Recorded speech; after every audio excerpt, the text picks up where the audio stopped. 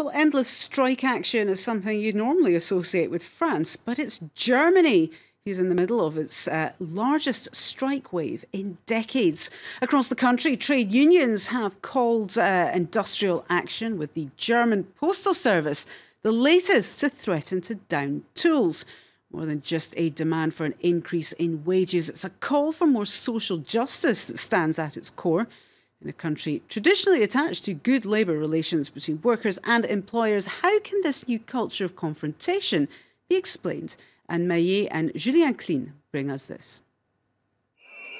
There goes an indefinite strike, another one in Germany. This time it is the postal workers who staged a walkout. Some 3,000 employees of the mailing service took to the streets in Berlin, and it is a sight that continues to surprise Germans. They came to ask for a pay rise, but especially to protest against the poor working conditions within the company. We're on strike to fight for our jobs. We don't want to lose them. We don't want to be outsourced. We don't want to be re-employed at a lower wage. People are afraid. They've been working for Deutsche Post for 20, 30 years, getting up early every day, and now suddenly everything's turned upside down. Some of us don't earn the same as older colleagues who've worked here for a long time. They struggle with 1,200 or 1,300 euros. How can you live with such a low salary? Last Wednesday, they marched to the Ministry of Finance to make themselves heard by their main shareholder, the German state. The core of their claims, a fairer distribution of profits. And that is a battle cry used ever more often in the country. This is also a fight for more equality and fairer pay.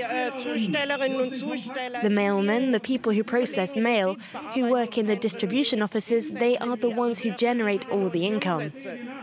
This income is steadily increasing, so they're entitled to their fair share of these billion-euro profits. Empty mailboxes, closed kindergartens, trains standing still. What is happening in Germany, in this notoriously disciplined country where good labour relations are a time-honoured tradition? Walkouts are still an exceptional occurrence here, and yet, over the last months, the country has been swept by a strike wave.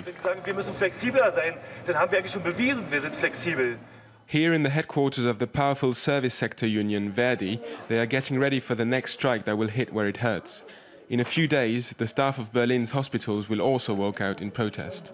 After having made sacrifices for years in order to help their companies become more competitive, many German workers are now refusing to go further. We're at a point now where we're witnessing real social upheaval. There are many areas in the public sector, and what used to be the public sector, that have been put under a lot of pressure to cut costs or that have been privatized. Yet our colleagues in those areas are becoming more and more confident. They know that our society depends on their work. The German model of social dialogue is still going strong in some sectors, especially in manufacturing, but it is fast going downhill in others, like the service industries. Reforms in the early 2000s to liberalize the job market led to a surge of precarious work. In just a few years, Germany has turned into a two-speed society, and the rest of Europe took notice too.